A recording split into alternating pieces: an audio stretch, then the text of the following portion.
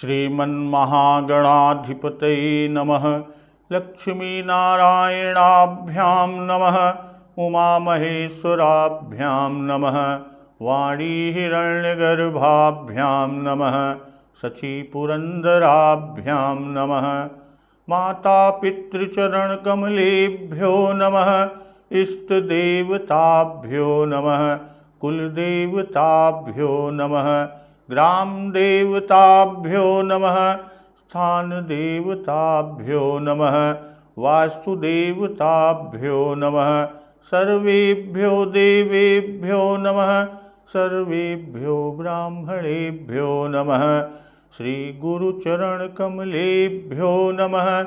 ओम सिद्धिबुद्धिसहिताय श्रीमन्महागणाधिपतये नमः। जनक महाराज जब भरत जी से कहते हैं कि राम सत्य व्रत धर्म रत सब कर सीलु सनेव, संकट सहत सकोच बस कहिए जो आय सुदेव। श्री रामचंद्र जी सत्यव्रती और धर्मपरायण हैं, सबका सील और स्नेह रखने वाले हैं, इसीलिए वे संकोच वश संकट सह रहे हैं। जनक महाराज भरत जी से कहते हैं अब तुम जो आज्ञा दो वह उनसे कही जाए। तो भरत जी यह सुनकर पुलकित शरीर हो, नेत्रों में जल भर कर बड़े भारी धीरज को धारण कर तब बोलते हैं कि प्रभु प्रिय पूज्य पिता समय आपू, कुल गुरु समहित मायन बापू, कौशिकादि मुनि सचिव समाजू, ज्ञान अम्बु निधि आपुनि आजू। शिशु सेवकु आयसु अनुगामी, जानि मोहि सिख देई स्वामी। कि हे प्रभु, भरत जी कहते हैं जनक महाराज से कि हे प्रभु, आप हमारे पिता के समान प्रिय और पूज्य हैं और कुल गुरु वशिष्ठ जी के समान हितैषी तो माता पिता भी नहीं है। विश्वामित्र आदि मुनियों और मंत्रियों का समाज है और आज के दिन ज्ञान के समुद्र आप भी उपस्थित हैं। हे स्वामी, मुझे अपना बच्चा जानिए, मुझे अपना सेवक जानिए और आज्ञानुसार चलने वाला समझकर शिक्षा दीजिए। इस समाज और पुण्य स्थल में आप जैसे ज्ञानी और पूज्य का पूछना, इस पर यदि मैं मौन रहता हूं तो मलिन समझा जाऊंगा। मौन मलिन मय बोलब बाउर। कहते हैं छोटे बदन कहूं बड़ी बाता, क्षमब तात लखी बाम विधाता। और यदि मैं छोटे मुंह बड़ी बात कहता हूं, हे तात विधाता को प्रतिकूल जानकर क्षमा कीजिएगा। और वेद शास्त्र पुराणों में प्रसिद्ध है और जगत जानता है कि सेवा धर्म बड़ा कठिन है। कि आगम निगम प्रसिद्ध पुराना, सेवा धर्म कठिन जगु जाना। और क्या कि स्वामी धर्म स्वार्थ ही विरोधु, बैरु अंध प्रेम ही न प्रबोधु। स्वामी धर्म में यानी स्वामी के प्रति कर्तव्य पालन में और स्वार्थ में, इन दोनों में विरोध है। दोनों एक साथ नहीं निभ सकते। स्वामी भक्त भी करें और स्वार्थ को भी साधें तो एक साथ नहीं हो सकता। वैर अंधा होता है, प्रेम को ज्ञान नहीं रहता। यानी मैं स्वार्थवश कहूंगा या प्रेमवश कहूंगा और दोनों में ही भूल होने का भय है। तो राखी राम रुख धर्म व्रतु, पराधीन मोहि जान, सबके सन्मत सर्वहित करिय प्रेम पहचानी। इसलिए मुझे पराधीन जानकर, मुझसे न पूछकर, श्री रामचंद्र जी के रुख यानी उनकी रुचि धर्म और सत्य के व्रत को रखते हुए जो सबके सम्मत और सबके लिए हितकारी हो। आप सबका प्रेम पहचान कर वही कीजिए। तो भरत जी के इन वचनों को सुनकर आगे का प्रसंग इसी से आज का कि भरत बचन सुनि देखि सुभाऊ, सहित समाज सराहत राऊ। भरत जी के इन वचनों को सुनकर और भरत जी का स्वभाव देखकर समाज सहित राजा जनक जी उनकी यानी भरत जी की सराहना करने लगे। सुगम अगम मृदु मंजु कठोरे, अरथु अमित अति आखर थोरे। भरत जी के वचन सुगम अगम मृदु मंजु कठोरे, कि सुगम और अगम, सुंदर और कोमल तथा कठोर। तो उनमें अक्षर थोड़े हैं, अर्थ अमित अति आखर थोरे। अर्थ तो अत्यंत अपार भरा हुआ है, परंतु अक्षर थोड़े हैं। यहां भरत जी के वचन की बात कर रहे हैं। ज्यो मुख मुकुर मुकुर निज पानी, गहिन जाई अस अद्भुत बानी। जैसे मुख का प्रतिबिंब दर्पण में दिखता है और दर्पण अपने हाथ में है। ज्यो मुख मुकुर और मुकुर निज पानी, गहिन जाई अस अद्भुत बानी। फिर भी वह मुख का प्रतिबिंब पकड़ा नहीं जाता। इसी प्रकार भरत जी की यह अद्भुत वाणी भी पकड़ में नहीं आती कि भूप भरत मुनि सहित समाजू, गेजह विबुध कुमुद द्विज राजू। भाई भरत जिस तरह मुख का प्रतिबिंब दर्पण में दिखता है और दर्पण अपने हाथ में है, फिर भी मुख का प्रतिबिंब पकड़ा नहीं जाता। इसी तरह भरत जी की यह अद्भुत वाणी भी पकड़ में नहीं आती है। शब्दों से उसका आशय समझ में ही नहीं आता, किसी से कुछ उत्तर देते ही नहीं बना। तब राजा जनक जी, भरत जी और मुनि वशिष्ठ जी समाज के साथ वहां गए। गे जह विबुध कुमुद द्विज राजू, जहां देवता रूपी कुमुदों के खिलाने वाले यानी सुख देने वाले चंद्रमा प्रभु श्री रामचंद्र जी थे।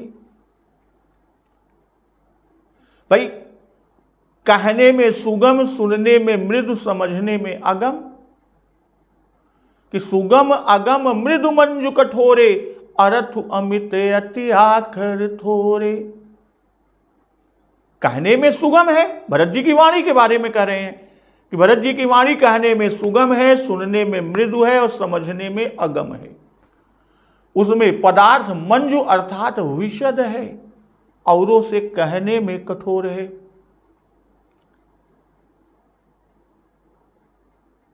स्वामी का रुख रखना सबको सुलभ है, इसलिए राखी राम रुख सुगम है।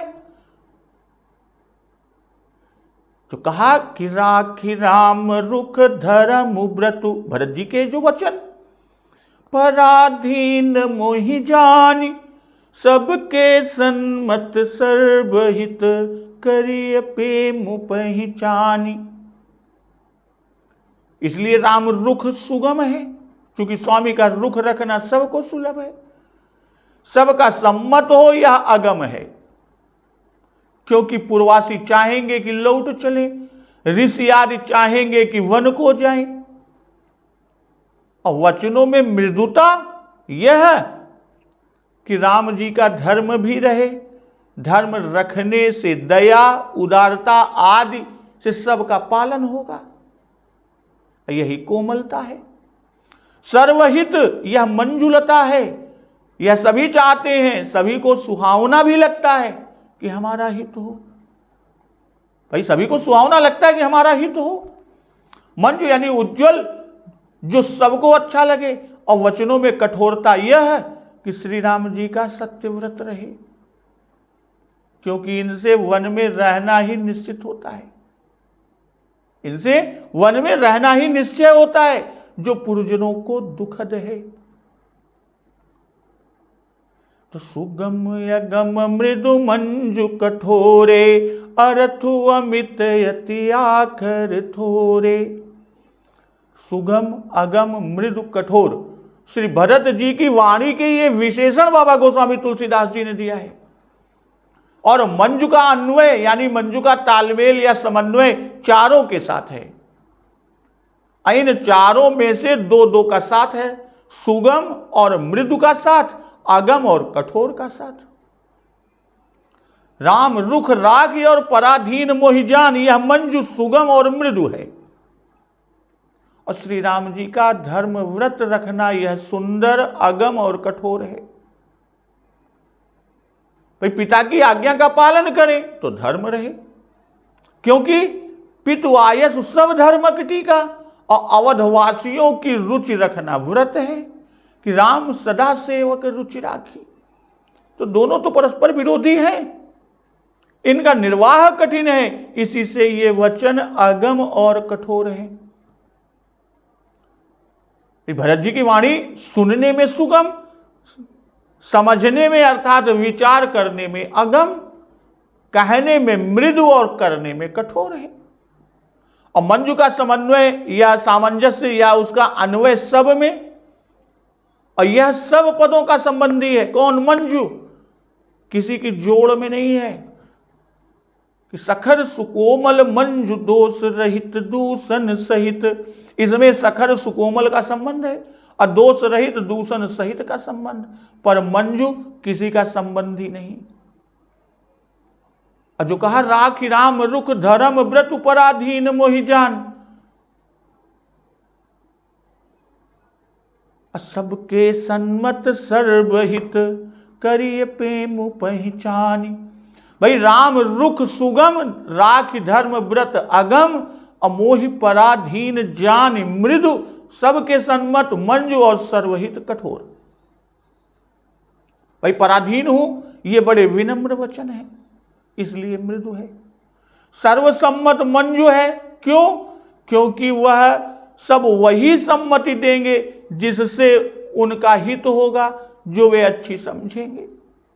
और सर्वहित कठिन है, क्योंकि जिससे एक का हित हो वही दूसरे के लिए अहित हो सकता है। भाई एक का हित करेगा तो किसी और का अहित भी करेगा, तो सबका हित कठिन है। अपूर्ववासियों का हित तो देव मुनि आदि का अहित ही है।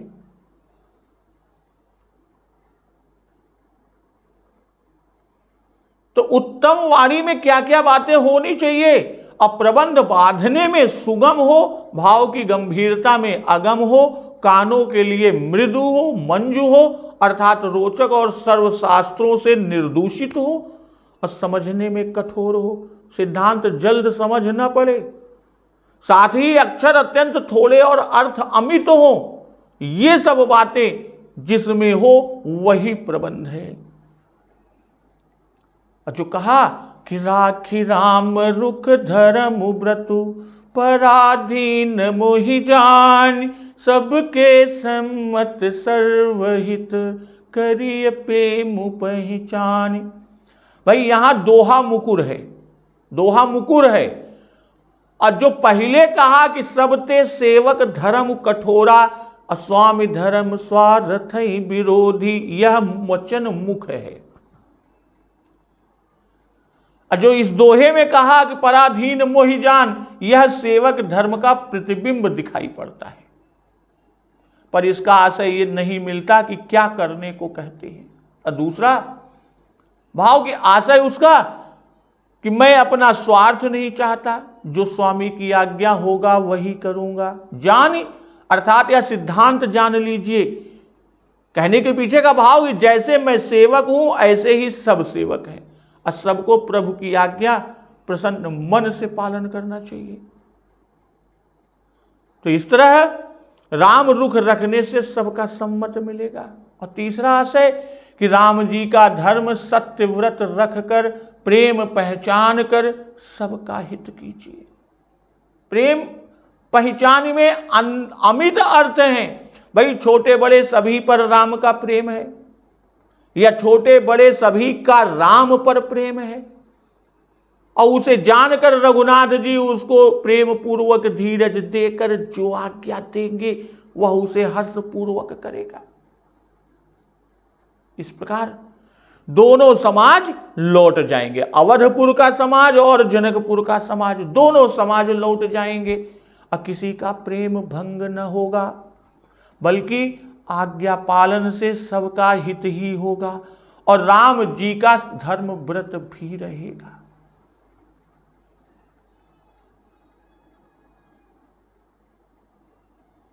तो जो मुख मुकुर मुकुर निज पानी, गहिन जाई ऐसे अद्भुत वाणी। भाई यहां वचन मुकुर और अर्थ मुंह का प्रतिबिंब है। जो शब्द कहे वे सब स्पष्ट हैं और अर्थ भी भली भांति समझा जाता है, पर व्यवस्था नहीं हो सकती।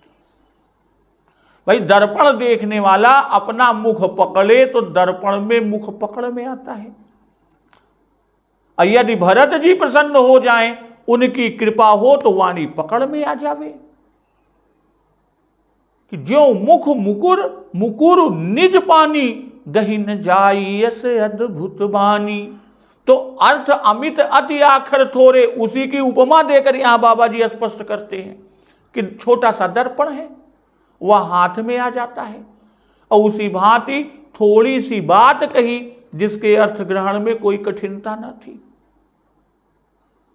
जिस भांति उस छोटे से दर्पण के द्वारा मुख रंग रूप के सहित प्रतिबिंबित होता है, उसी भांति उस थोड़ी सी बात में भावार्थ भरा हुआ है और स्पष्ट प्रतिभात होता है।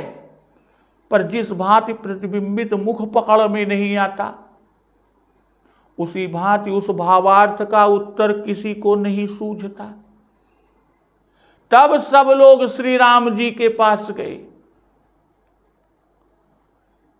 कि भूप भरत मुनि सहित समाजू, गे जह विबुध कुमुद द्विज राजू। भाई ये जो यहां पर बाबा जी ने शब्द दिए हुए आगे बीज रूप हैं। भाई दरबार में क्या निर्णय होगा यह बाबा गोस्वामी तुलसीदास जी ने प्रारंभ में ही सूत्र या बीज के रूप में दर्शा दिया। यह तो बाबा गोस्वामी तुलसीदास जी की शैली है और उनकी इस चतुराई को ठौर ठौर पर इस तिलक में दिखलाया गया है। भाई चंद्रमा ब्रह्मांड भर में विचरता है, चंद्रमा ब्रह्मांड भर में विचरता है, यद्यपि जन्म उसका सिंधु में है और वह कुएं को खिलाता है। तो वैसे ही प्रभु देवताओं को जो सोच में पड़े हैं विकसित करेंगे, उनके लिए वन को जाना आज निश्चय करेंगे।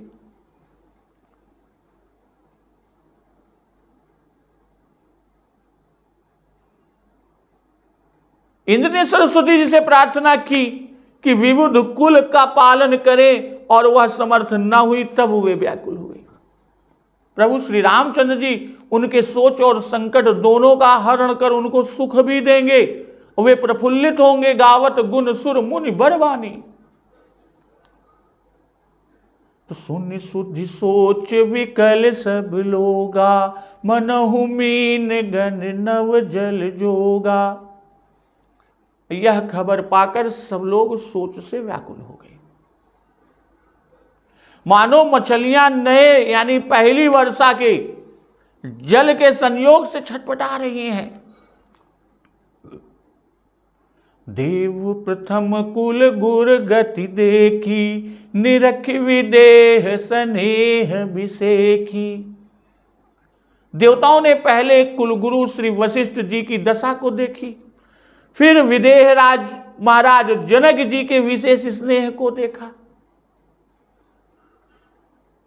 तो राम भगतिमय भरतु निहारे, सुर स्वारथी हरि हारे। श्री भरत जी को देखा कि वे तो राम भक्तिमय हैं, वे राम भक्ति रसलीन हैं, उनमें राम भक्ति भीतर और बाहर परिपूर्ण है। और यह सब कुछ देख वह स्वार्थी देवता घबराकर हाय करके हृदय से हार गए।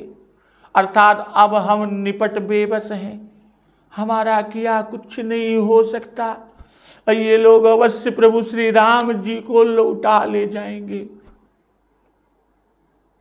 तो सबको राम प्रेम मय पेखा, भय अलेख सोच बस लेखा। समाज के सभी लोगों को राम प्रेममय देखा देवताओं ने, तो देवता बेहद सोच के वश हो गए। राम स्नेह सकोच बस कह सोच सुरराज, रचहु प्रपंच ही पंच मिली, नाहित भयउ अकाजु। देवराज इंद्र सोच युक्त यानी चिंतातुर होकर कहने लगे, क्या कि श्री राम जी स्नेह और संकोच के वश हैं, इसलिए सब पंचलोक मिलकर माया रचो, और नहीं तो काम बिगड़ता है। माया जल्दी जल्दी रचा, नहीं तो काम तो बिगड़ा। तो यहां वशिष्ठ जी, विदेह जी और सब समाज के लिए बाबा गोस्वामी तुलसीदास जी क्रम से क्रियाओं को दिया कि देखी निरख निहारी पेखा। वास्तव में ये पर्यायवाची शब्द है, किंतु सोच विचार करने से इनमें कुछ भेद भी दिखाई पड़ेगा। तो शून्य शुद्धि सोच विकल सब लोगा, मनहु मीन गण नव जल जोगा। भाई जब समाज चला तब सबको खबर मिली कि राम राखी राम रुख धर्म व्रत, यह समाचार मिला, यह सबका सम्मत निश्चय हुआ। इसलिए वे व्याकुल हुए, क्योंकि राम रुख तो वनवास और पितु आज्ञा पालन का ही है। अर्थात अब वियोग निश्चय हो गया, अब तो वियोग होना ही है। अब मनहु मीन गण नव जल जोगा, कि नए जल, वर्षा के पहले जल से जो फेन होता है उससे मानो वो व्याकुल हो गई हैं मछलियां। अकुल गुर गति भय स्नेह शिथिल मुनि राउ। भाई विदेह स्नेह, भाई सुनि मुनि वचन जनक अनुरागे, लख गति ज्ञान विराग विरागे। तो यहां जो विदेह स्नेह से, जैसे यहां पर कहा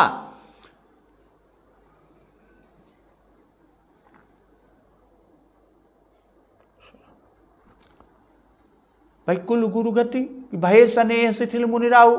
अविदेह स्नेह कि सुनि मुनि बचन जनक अनुरागे, लख गति ज्ञान विरागु विरागे। शिथिल स्नेह गुणत मन माही, आए इहाँ कीन भल नाही। ये विदेह राज जी का। भाई मुनि वशिष्ठ जी के वचन सुनकर जनक जी प्रेम में मग्न हो गए।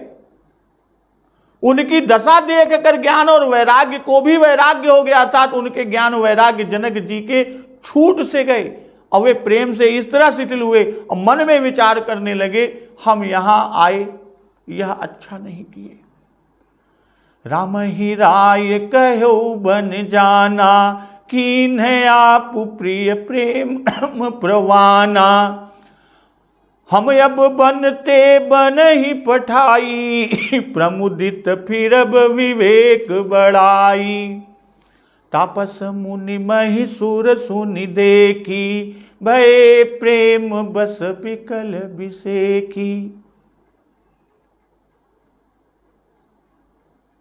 भाई राजा दशरथ जी ने श्री राम जी को वन जाने के लिए कहा और स्वयं अपने प्रिय के प्रेम को प्रमाणित सच्चा कर दिया, अप्रिय वियोग में प्राण को त्याग दिए। परंतु हम अब इन्हें वन से और गहन वन को भेजकर अपने विवेक की बड़ाई में आनंदित होते हुए लौटेंगे कि हमें जरा भी मोह नहीं है, हम राम जी को वन में छोड़कर चले आए। दशरथ जी की तरह हमारी मृत्यु नहीं हुई, हम मरे नहीं। तपस्वी मुनि ब्राह्मण यह सब सुन और देख कर प्रेमवश बहुत ही व्याकुल हो गए। भरत, ये विदेह राज जी का स्नेह। अब भरत जी तो राम प्रेम मूर्ति तनु आही, और तुम तो भरत मोर मत एहू, धरे देह जनु राम सनेहू। भाई राम भक्तिमय का भाव भी वही, सबको राम प्रेम मय पेखा। जैसे सहज सुभाय समाज दुह राम चरण अनुराग, और जाहि स्नेह सुरा सब छाके। आगे कह रहे हैं कि राम भगतिमय भरतु निहारे, सुर स्वार्थी हरि हारे। घबरा उठे देवता, हृदय से हार गए, क्योंकि एक ही प्रेमी का संकोच बहुत होता है, और यहां तो 3 परिपूर्ण स्नेही हैं। और फिर उनके संकोच से प्रभु श्री राम क्यों न लौटेंगे। ये सब तो राम रुख रखने का ही सम्मत करके गए हैं, पर देवता स्वार्थ में अंधे हो रहे हैं। उन्हें यह नहीं सूझता, वे तो यही समझते हैं कि सब लौटाने जा रहे हैं। और दूसरे भरत वाणी ही ऐसी है कि उसे न समझ सके होंगे देवता, कि सबको राम प्रेम मय पेखा, भय अलेख सोच बस लेखा। भाई पहले 3 पर ही दृष्टि थी, अब देखा कि समाज भर राम प्रेममय है। इससे देवताओं के सोच का लेखा न रह गया, इनको लेखा से भी अधिक सोच हो गया, लेखा होकर भी अलेख सोच वश हुए।